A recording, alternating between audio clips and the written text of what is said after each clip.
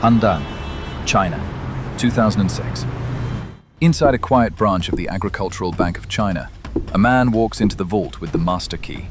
No mask, no weapon, just a stack of cardboard boxes, and the calm, almost routine demeanor. He isn't breaking in. He already works here. Ren Xiaofeng was the trusted vault manager. He'd spent years guarding the money inside this room, but today he wasn't guarding it. He was taking it. Millions of yuan in broad daylight, packed up neatly like someone preparing for a move. And the strangest part? He wasn't even trying to run. Because this wasn't just a heist. This was a plan to win the lottery. Ren Xiaofeng was a 34-year-old vault manager at the Agricultural Bank of China in Handan. By all accounts, he was stable. He had a government job, a wife, a young son, and the kind of routine that suggested everything was fine. But it wasn't. His salary was modest, barely enough to cover expenses, let alone allow for any savings. His family lived in a small apartment.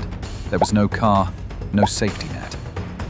And despite working directly next to millions of yuan every night, none of that money was ever his. Ren wasn't flashy. He didn't drink or gamble, at least not then. But slowly, something shifted. He began playing the lottery. Small bets at first, just a few yuan each week. Then a little more. Then a lot more.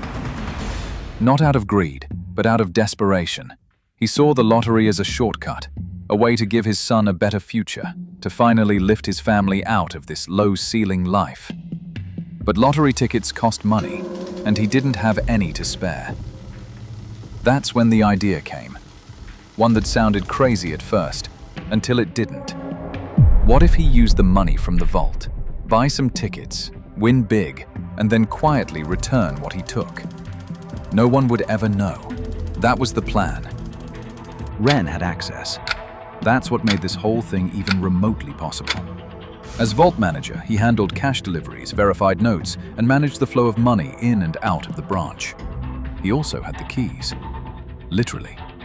In October 2006, with no one watching, Ren did something unthinkable. He walked into the vault, opened a few sealed cash boxes, and took out 200,000 yuan, about $25,000. The notes weren't even marked. He slipped the bundles into cardboard boxes and carried them out without raising suspicion. This wasn't a heist, not in his mind. He planned to return every yuan. Because this money wasn't for buying property or escaping abroad. It was for the lottery. Ren believed he could double, maybe even triple the amount in a matter of days. He'd bet on the double color ball lottery, a high payout, high risk game that aired multiple times a week in China. And he did win, but not enough. Not nearly. The tickets were expensive and the odds were brutal. Within days, the money was gone. Now he owed the bank 200,000 yuan and had no way to repay it. That's when things got serious. Panicking, he did the only thing he could think of. He stole again. But this time, not 200,000. He took out over 3 million yuan. He was still betting on the lottery. But now, it wasn't just about winning. It was about saving himself from being discovered. Ren realized he couldn't do this alone. If he was going to cover up the shortfall, or worse, pull off another massive withdrawal, he needed help from the inside. That's when he approached Ma Shangjing, a junior vault custodian at the same bank. Ma wasn't some hardened criminal. He had a stable job, a family, and no known history of wrongdoing. But when Ren confided in him, explained the plan, and offered a cut of the winnings, Ma agreed. It's not entirely clear whether he was tempted by the money or felt pressured by Ren's desperation. But either way, the two began working together. Their plan was simple: take money from the vault, bet it on the lottery, win big, and return everything before the next audit. In March 2007, they made their move. They took out 45 million yuan, over $6.7 million US, in sealed cash bundles from the vault. To make it look like nothing was missing, they carefully resealed the boxes with fresh bank tape, mimicking the original seals. They even stacked the boxes back neatly in the vault. In total, They made at least 5 separate withdrawals over a period of several days, always taking just enough to stay under the radar, or so they thought. And then, they waited.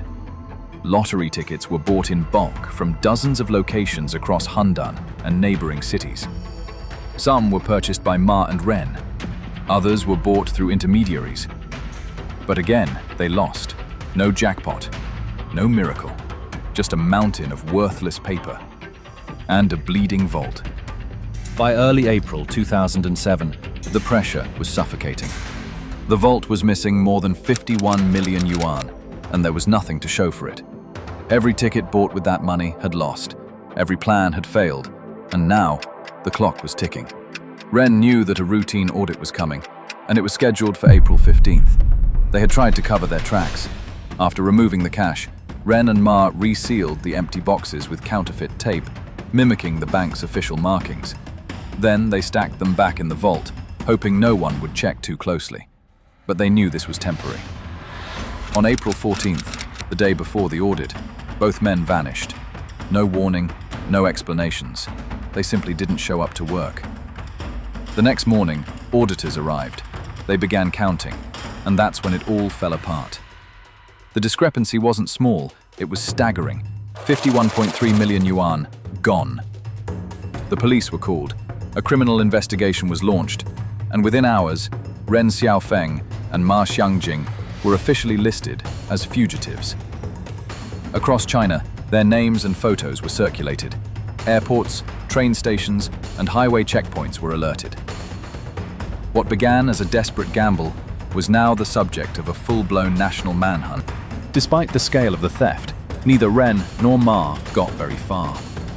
Ren was arrested 3 days later, on April 17th, in Fengrun district, about 500 kilometers northeast of Handan.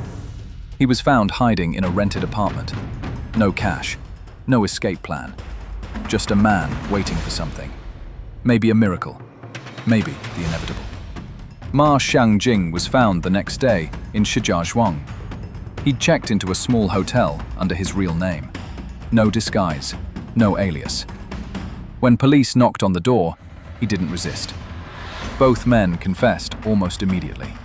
They detailed every step, from the initial theft to the bulk withdrawals, to how they bought thousands of lottery tickets using intermediaries to avoid suspicion. But nothing worked. The lottery, the very thing they thought would save them, had left them with nothing. No winnings, no way out. Just a pile of worthless paper, and a vault they could never fill back up.